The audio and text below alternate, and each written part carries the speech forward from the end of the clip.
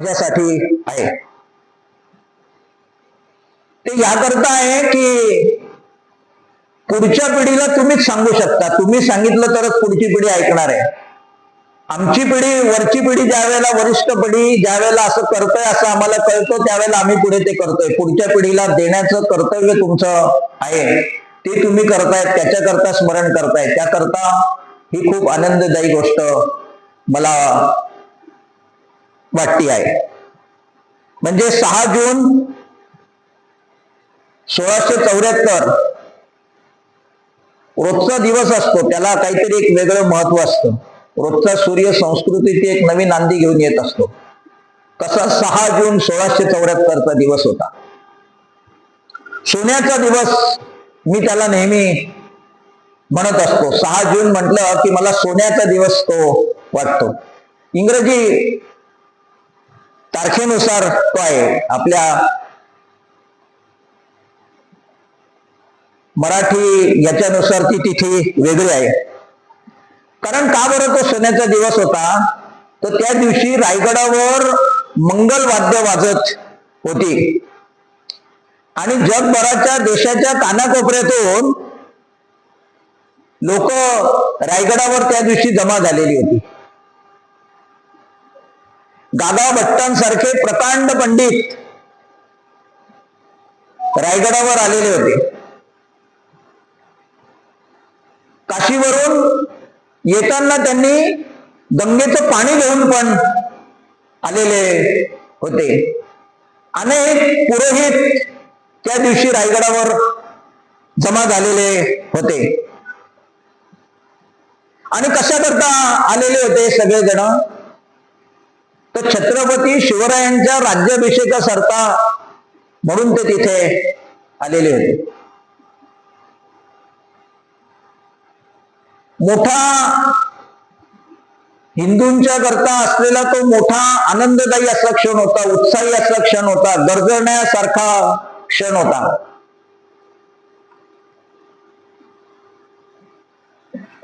आणि शिवाजींचा राज्याभिषेक त्या दिवशी झाला. कशासाठी झाला हो?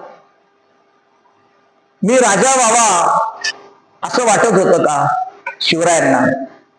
मी राजा म्हणून माझी ओळख व्हावी असं शिवरायांना वाटत होतं का? मी राजा व्हावा आणि सगळ्यांनी मला राजे झालो म्हणून सलाम करावा, मुजरा करावा म्हणून शिवरायांना वाटत होतं का? कशासाठी राज्याभिषेक झाला? अनेक राजे होऊन गेले, अनेक राजांचे राज्याभिषेक झाले, पण आम्ही साजरा करतो फक्त शिवरायांचाच राज्याभिषेक. आम्हाला 300-350 वर्षानंतर सुद्धा स्मरण करावं असं वाटतं ते शिवरायांच्याच राज्याभिषेकाचं.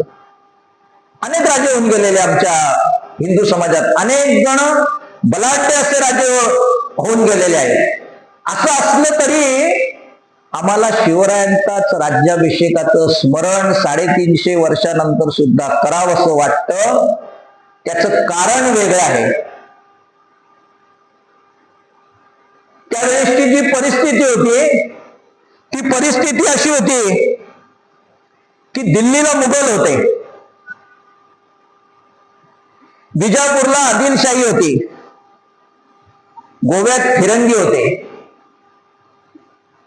आणि ते सर्वजण आमच्या देशात येऊन आमच्यावरच राज्य करत होते, आमचंच शोषण करत होते आणि आमचे जे राजे होते त्यांनी त्यांची बांधिलकी स्वीकारली होती.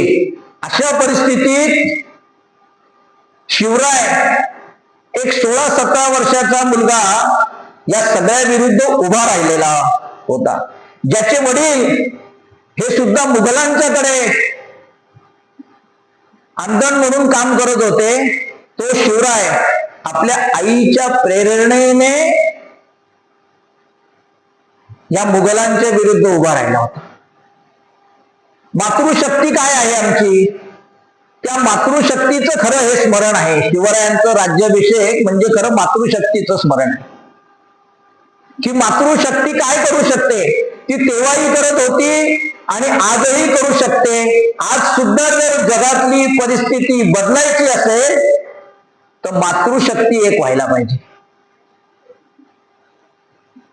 16 वर्षाचा शिवराय होता. त्याला दादोजी कोंडदेवांनी तलवारीचं शिक्षण दिलेलं होतं.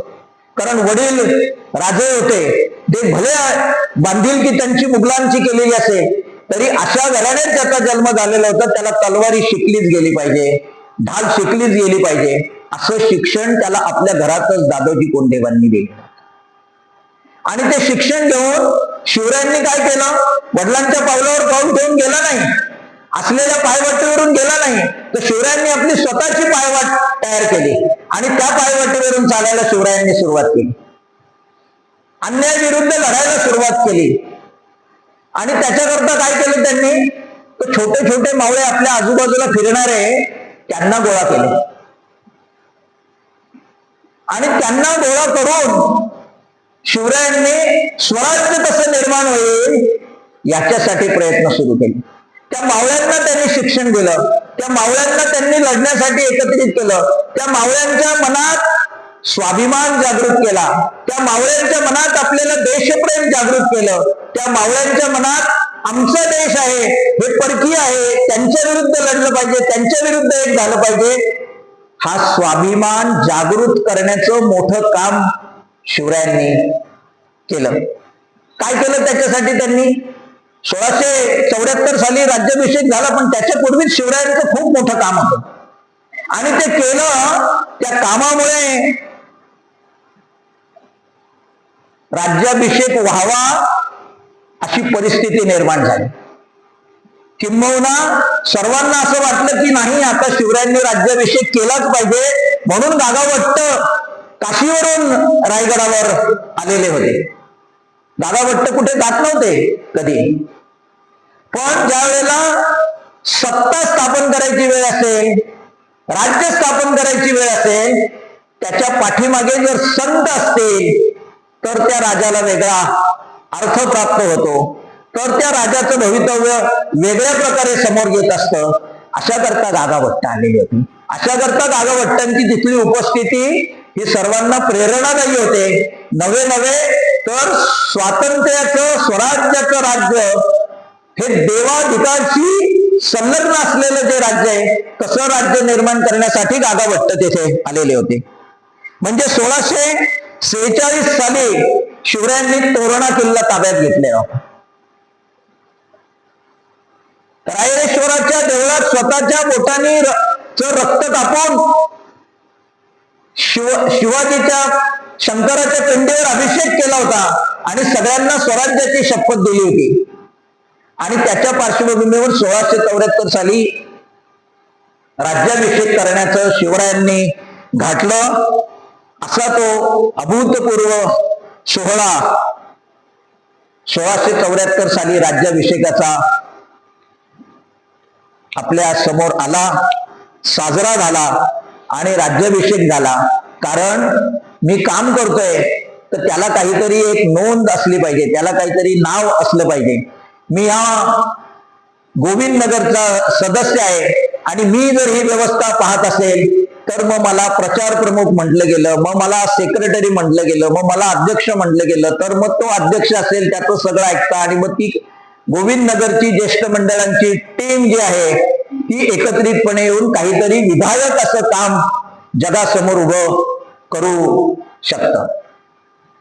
असा जो राजा आहे शिवराय, ज्यांनी स्वराज्याची शपथ घेतलेली, मावळे गोळा केले, त्या सगळ्यांना स्वीकारायचं जर असेल मुघलांना तर राज्याभिषेक होणं गरजेचं होतं. शिवरायांना स्वतःला काही हौस नव्हती. काय केलं शिवरायांनी, 18 पगड जातीचे लोक एकत्रित केले.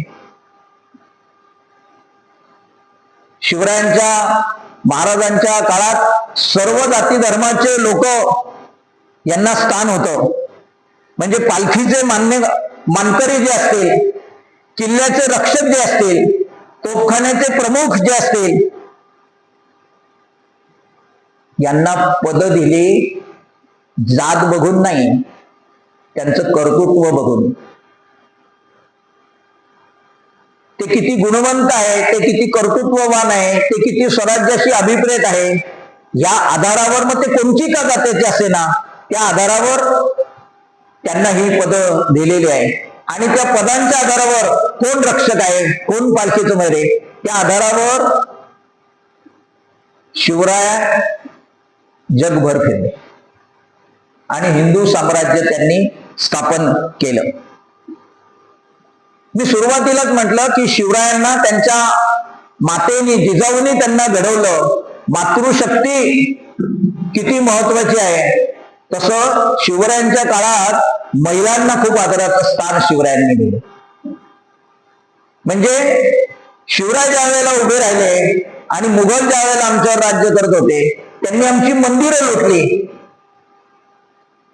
त्यांनी आमचा धर्म पाठवला आणि जे ज्या राज्यावर त्यांनी आक्रमण केली तिथल्या शत्रूंच्या जर स्त्रिया पकडल्या तर त्यांच्यावर शोषण केलं त्या महिलांचं. शिवरायांनी तशी संधी आल्यावर सुद्धा तसं केलं नाही. शिवरायांनी आपल्या शत्रूच्या स्त्रियांना सुद्धा मातेचं स्थान देऊन चोळी बांगडीचा आहेर करून त्यांना त्यांच्या देशात परत पाठवलं.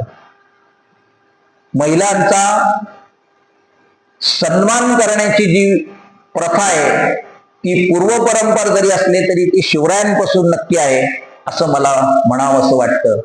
शिवरायांना महिलांचा जर सन्मान करायचा असेल तर पहिल्यांदा शिवाजी आठवले पाहिजे, महाराज आठवले पाहिजे आणि त्या महाराजांनी महिलांच्या सन्मानाचं मोठं काम हे शिवरायांनी उभं केलेलं आहे. मी हे ह्याकरता मुद्दे मांडले की आजची परिस्थिती काय आहे. महिलांचा सन्मान असेल, देशप्रेम असेल, ते शिवरायांचं होतं ते आम्हाला आठवत आहे की नाही. म्हणजे शिवरायांनी त्यांचे किल्ले बांधले नाही, ते घेतले नाही, तर त्याची व्यवस्था उत्तम केली.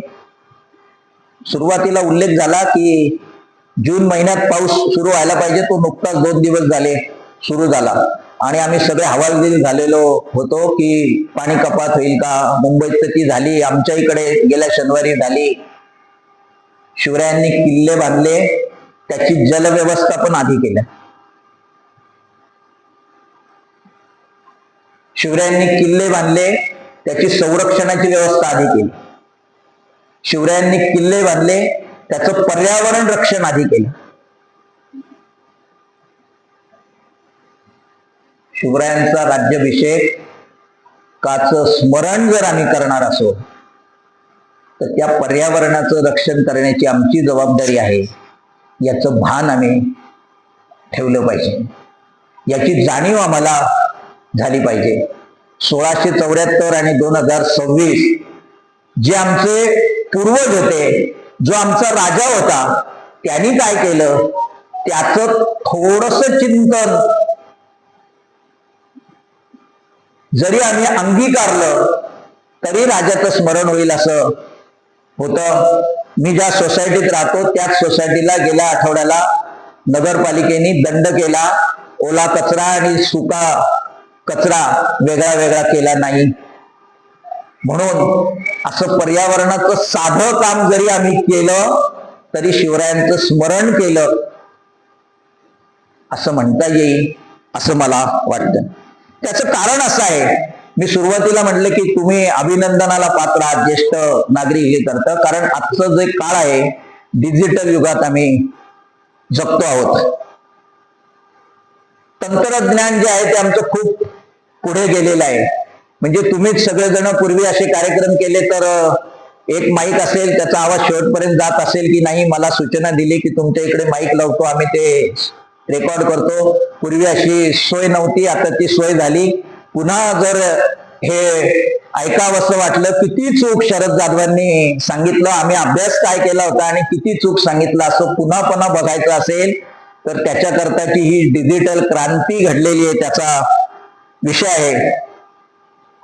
शिवराय आठवत असताना आम्ही नक्की अफजल खानाचा वधाची आठवण होतो आणि अफजल खानाचा वध कसा केला, कशी परिस्थिती होती, त्याचं खूप यथार्थ वर्णन आम्ही बघतो आणि ऐकतो. आजच्या युगात आम्ही तो अफजल खानाचा वध आमच्या पुढच्या पिढीला सांगितला पाहिजे. अफजल खानाचा वध महत्वाचा नाहीये, कोणत्या परिस्थितीत अफजल खानाचा वध केला नाही तर आजची क्रायसिस मॅनेजमेंट जी आहे, आम्ही त्याला आजच्या युगात क्रायसिस मॅनेजमेंट म्हणतो.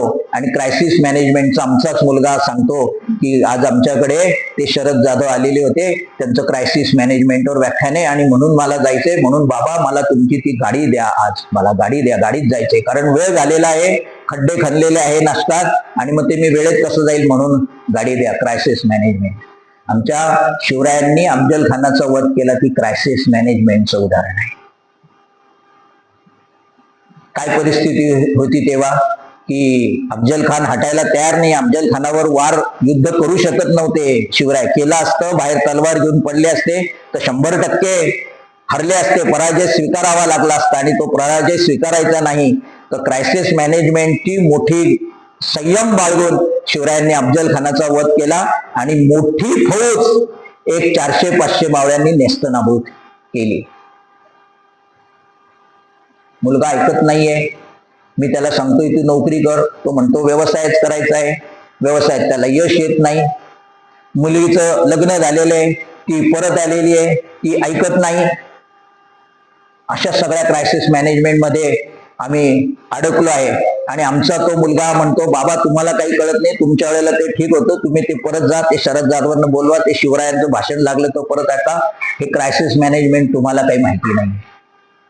त्या क्रायसिस मॅनेजमेंट मध्ये काय आहे ते मलाच माहिती आहे. तुम्ही मला IT ला टाका मी सांगत होतो, तुम्ही मला टाकलं नाही, मला इलेक्ट्रिकल इंजिनियर केलं आणि सगळीकडे कॉम्प्युटर शिवाय आता होत नाही, आणि मग मला ते मॅनेज कसं करायचंय.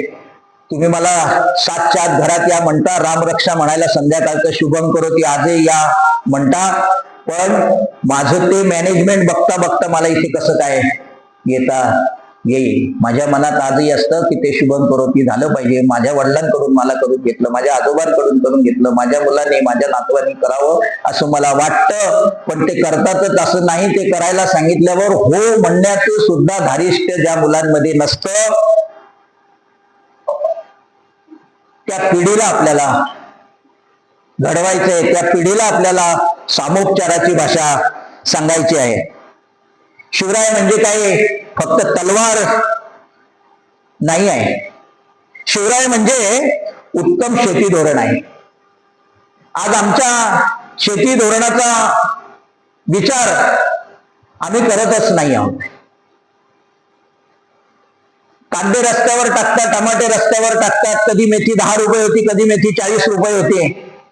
आम्ही कधी शेतकऱ्यांना दोष देतो, कधी व्यापाऱ्यांना दोष देतो, पण नेमकं आमचं शेती धोरण काय आहे, नेमकं आमचं शेती धोरण आम्ही कसं आखलं पाहिजे, आम्ही किती, एका गावात शेतीचं हेक्टर जमीन किती आहे, तिथे आवश्यक ते पीक कोणतं पाहिजे, मग ती शेती त्या शेतकऱ्यांनी आवश्यक तेवढंच पीक घेतलं पाहिजे. की एकाला कांद्याला भाव झाला म्हणून सगळेजण कांदे व्हायला लागले, आणि जर आवश्यकतेपेक्षा जास्त कांदे बाजारात आले तर त्याला किंमत मिळणारच नाहीये. असं शेती धोरण आम्ही कधीतरी आमचं म्हणून केलं पाहिजे की नाही. शिवरायांनी तलवार नाही चालवली, शिवरायांनी शेतीचं धोरण सुद्धा केलेलं होतं. शिवराय म्हणजे केवळ युद्ध नाही केलं त्यांनी, तर शिवरायांचं म्हणजे उत्तम व्यापार आणि उत्तम अर्थकारण सुद्धा शिवरायांचं होतं. आम्ही थोडासा बाजारभाव वाढला, युक्रेनचं तिकडे युद्ध झालं, अफगाणिस्तानचं युद्ध सुरू झालं, आणि 2 दिवस गॅस उशिरा आल्यावर आम्ही लगेच अस्वस्थ होतो.